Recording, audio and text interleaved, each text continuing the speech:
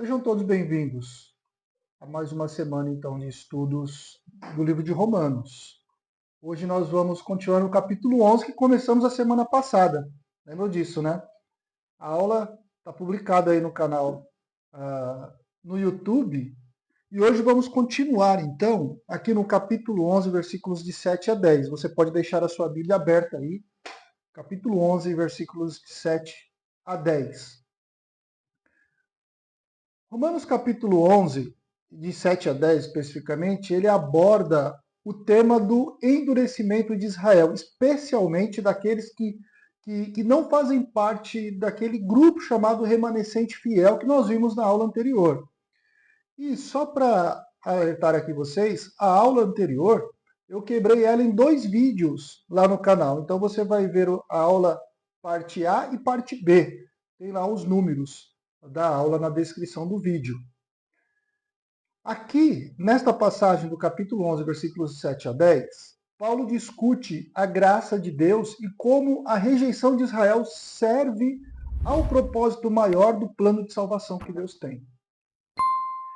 E depois dele discutir ou discutir a preservação deste remanescente fiel, que nós vimos dos versículos de 1 a 11 semana passada, aliás, de 1 a 5 semana passada, Paulo, continua explicando a situação do restante do povo de Israel, da nação em si. Ele distingue entre aqueles que foram eleitos pela graça e aqueles que foram endurecidos devido à sua incredulidade. Esta passagem aqui, então, de Romanos capítulo 1, versículos de 7 a 10, é a parte da maior, talvez, argumentação de Paulo sobre a soberania de Deus na eleição e a responsabilidade humana na incredulidade. Então você deixa aberta a sua Bíblia aí em Romanos, capítulo 11, eu vou lendo os versículos e então nós vamos conversando um pouco sobre esses versículos. Vou deixar a minha Bíblia aberta aqui também no capítulo 11. O versículo 7 do capítulo 11 diz o seguinte: Novamente pergunto, acaso tropeçaram os que fizessem caídos? De maneira nenhuma, ao contrário, por causa da transgressão deles, veio a salvação para os gentios, para provocar ciúme em Israel. Este versículo 7, ele relata aqui podemos dizer, um fracasso de Israel propriamente dito. Ele coloca Israel como nação, lógico, e o versículo mostra que não houve como, Israel não conseguiu alcançar a justiça que buscava por meio da lei. E nós já falamos muito sobre isso nos versículos anteriores, nos capítulos anteriores, e lembre-se, nós estamos fechando um bloco no capítulo 11, e esse versículo nos relembra que somente os eleitos alcançarão a justiça. Paulo está citando aquilo que ele já disse anteriormente. Enquanto os eleitos alcançarão a justiça de Deus, os outros foram endurecidos em sua incredulidade.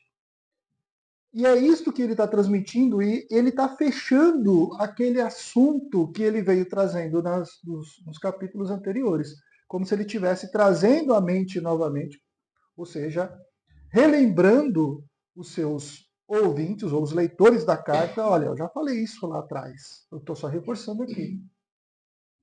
O versículo 8, como está escrito, Deus lhes deu o espírito de entorpecimento, a versão que eu coloquei aqui.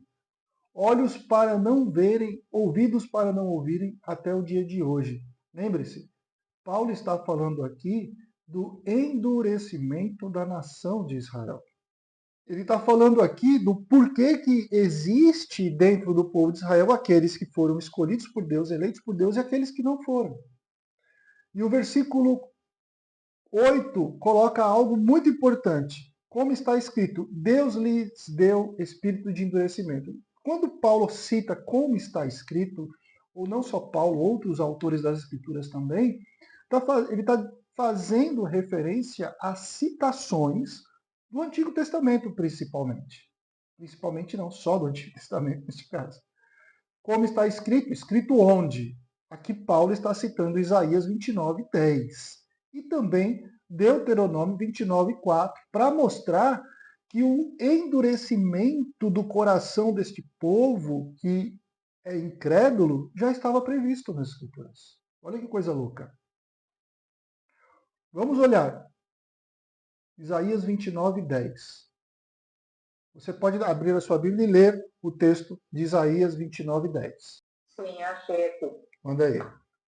O Senhor trouxe sobre vocês um sono profundo. Fechou os olhos de vocês, que são os profetas. Cobriu a cabeça de vocês, que são os videntes. Quem fez isso no povo ali? Quem fechou os olhos do povo? Quem colocou o povo em sono profundo? Deus. Quem cobriu a cabeça dos profetas ou quem entorpeceu os profetas? Foi Deus. Mas vamos ler também Deuteronômio. Vamos lá?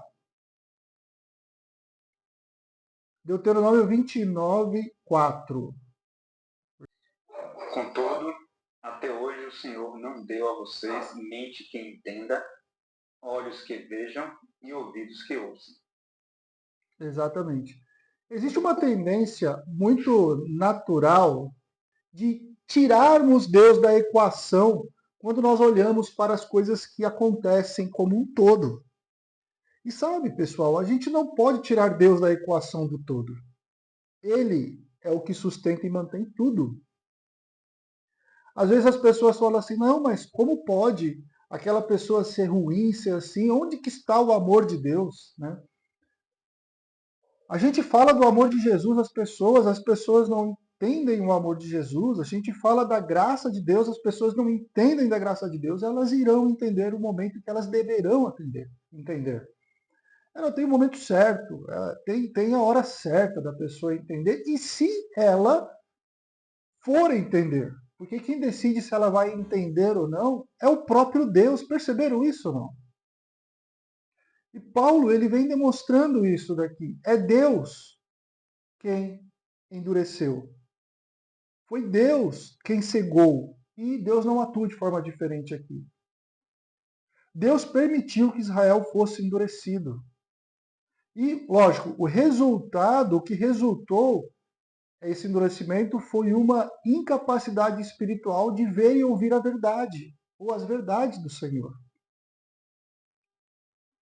Agora, é complexo entender isso, é ou não é? É difícil entender isso.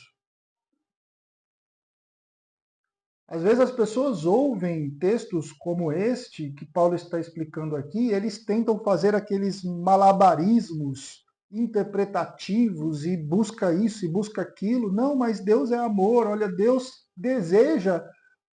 Normalmente eles usam esses versículos, tá? Não, mas olha aqui, esse versículo está dizendo que Deus deseja que todos sejam salvos. E a pergunta é: se Deus deseja que todos sejam salvos, por que ele endureceu? Né? Por que ele tampou para que não entendesse? Então, não existe incoerência em tudo isso. Simplesmente existem propósitos específicos em tudo isso. Versículo 9 diz: E Davi diz, aí Paulo está citando de novo Davi, citando de novo o Antigo Testamento, torne-se-lhes a mesa em laço, aliás, e em armadilha, e em tropeço, e em retribuição. Talvez alguém fale assim, não, mas Carlos, o texto está falando da nação de Israel. É verdade, o texto está falando aqui da nação de Israel, não é mentira isso.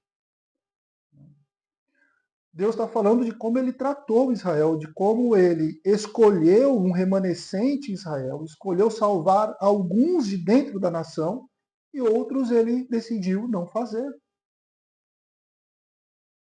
E aí a grande pergunta que normalmente surge é: mas Deus trata assim todos? Deus lida com todas as pessoas dessa forma? Se nós olharmos para a retrospectiva do Antigo Testamento, olharmos para a, a, a, a revelação do Novo Testamento, nós chegamos à conclusão de que Deus atua da mesma forma. Por quê?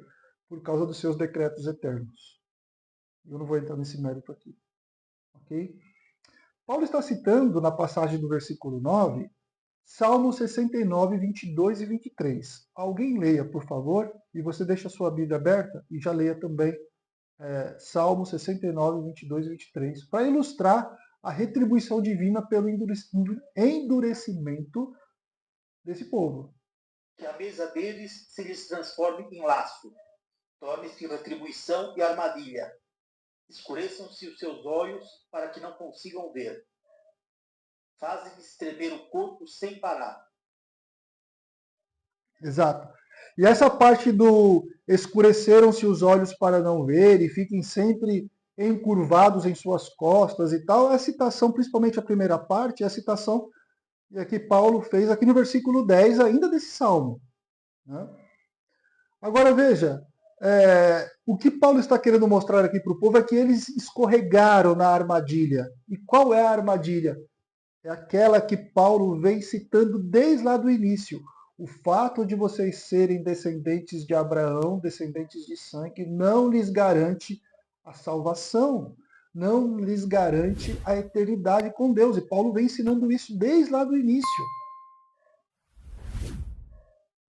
Ou seja, esse texto que Paulo está citando aqui de Davi está falando para o povo, olha, vocês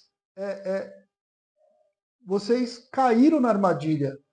Vocês se apegaram à história da bênção de Israel e essa bênção se tornou uma armadilha por causa da incredulidade de vocês. E Paulo ele veio tratando isso para esse povo. Ele vem lidando com essa questão, e no versículo 10, que nós lemos já, eu não vou me repetir aqui no versículo 10, ele ainda continua citando o Salmo 69 para enfatizar o julgamento de Deus sobre esta incredulidade.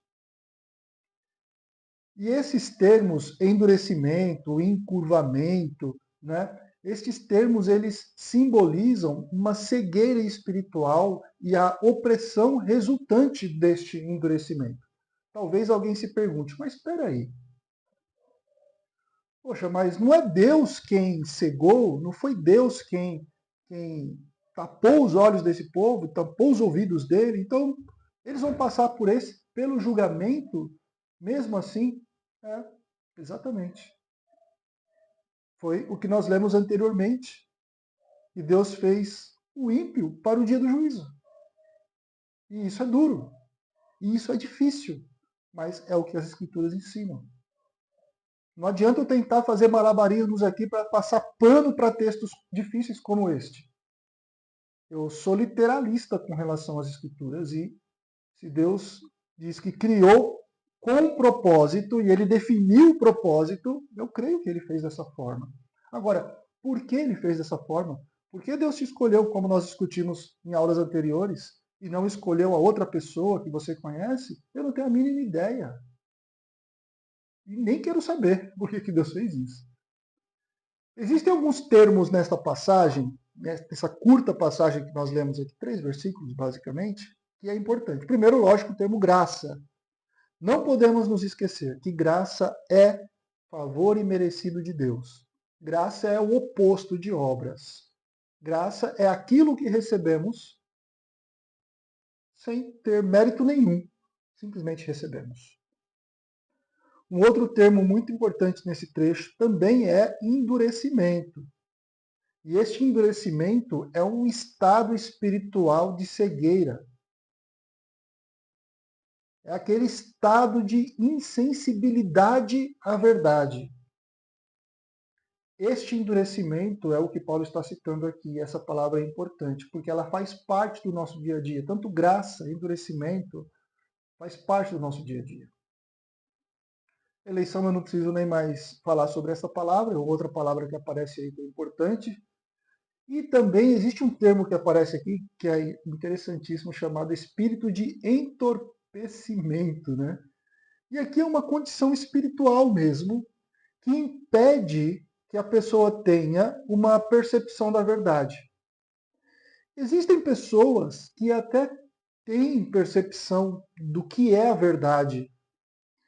São pessoas que se simpatizam com a verdade, que acham bonito, que é saudável que até vão às igrejas, porque acham que é coerente, que é bom. Mas, talvez, e muitas vezes, né, esta percepção, muitas vezes não, o que eu quero dizer aqui, esta percepção da verdade e o convencimento intelectual da verdade não é o mesmo que estar vivendo na graça de Deus. Para viver na graça de Deus, é preciso ter sido eleito. É preciso ter sido escolhido. É preciso estar no meio deste grupo chamado remanescente. Ou também chamado Igreja Universal Espiritual. Tem que ter o Espírito Santo. Tem que ter aquele agente transformador, que é o Espírito Santo. Né? Então, é importante que espírito de entorpecimento existe, mas também existem pessoas que têm um entendimento claro das Escrituras, mas não têm a graça, o Espírito Santo de Deus na vida dela, porque foi simplesmente algo intelectual que aconteceu, e nada mais. Soberania de Deus. Né? O assunto soberania de Deus, quanto à eleição, quanto a endurecimento, é sim um assunto que traz grandes discussões. Em toda a história da igreja existe essa discussão. Não sou eu e não será ninguém que vai dar um ponto final nesta discussão. As pessoas tomam posições e, e fundamentam as suas posições. Agora, que existem discussões sobre tudo isso, existem. A graça e a retribuição são atos da pura vontade soberana de Deus sobre todos nós. Agora, existe a responsabilidade humana, vimos no capítulo 10. Embora Deus endureça o coração da pessoa, o endurecimento também é uma consequência da persistente incredulidade humana. Veja, semana passada ou retrasada, uma pessoa chegou para mim e falou assim: Carlos, eu não consigo entender se existe Deus.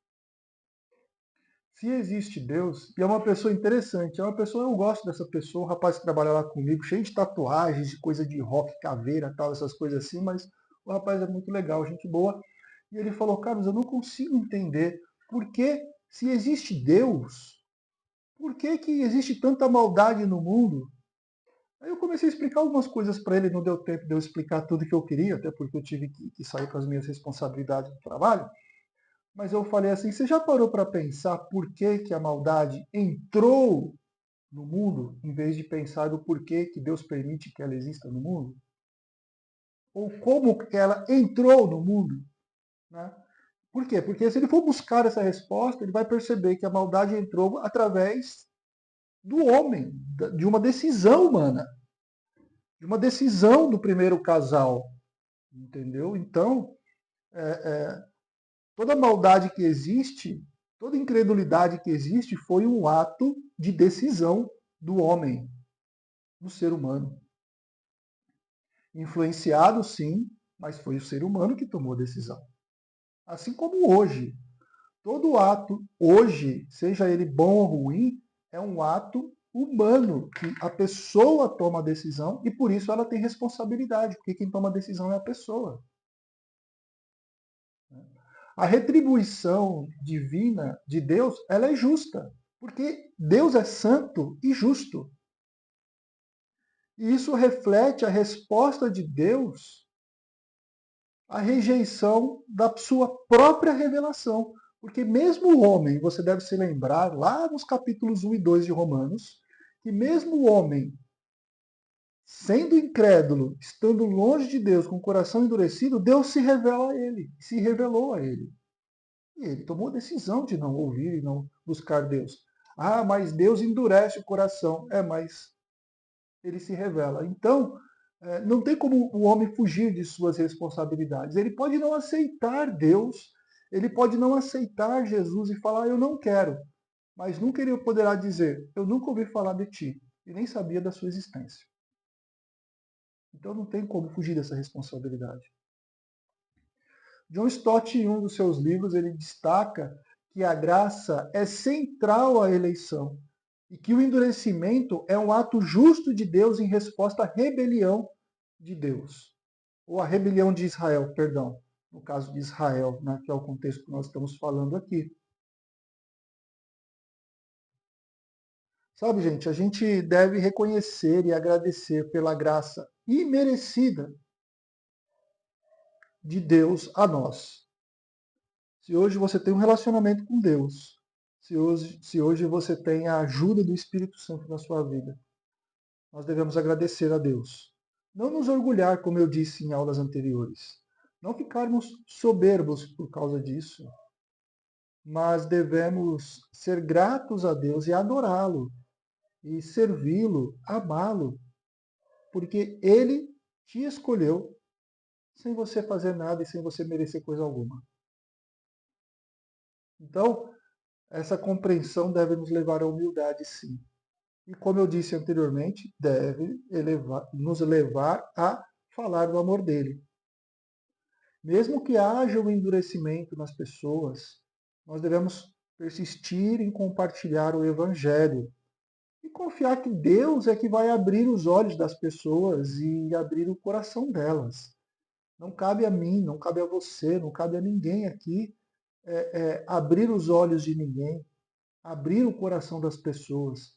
Só cabe a nós falarmos do Evangelho e quem faz o resto é Deus. É Ele quem endurece e é Ele quem amolece, podemos dizer assim. Né? E lógico, a história de Israel serve como um alerta para nós, para não nos endurecermos contra a voz de Deus. Talvez essa seja a questão aqui. Israel sempre teve Deus muito próximo em toda a sua história ali. Em toda não, né? Em grande parte da sua história. Sempre teve Deus muito próximo. Olha, Israel, ele saiu do Egito, eu vou falar a partir do Egito aqui, com ações sobrenaturais de Deus. Deus fez cair comida do céu para aquele povo no deserto. Deus fez o mar se abrir, Deus colocou uma coluna de fumaça, depois colocou a coluna de fogo também para proteger o povo. Deus venceu batalhas na história ali invencíveis para esse povo. Deus fez grandes milagres por meio dos profetas diante desse povo. E mesmo assim o povo endureceu-se e falou, não, eu não quero. No próprio deserto, depois que Deus fez todos aqueles milagres, eles fizeram um bezerro de ouro.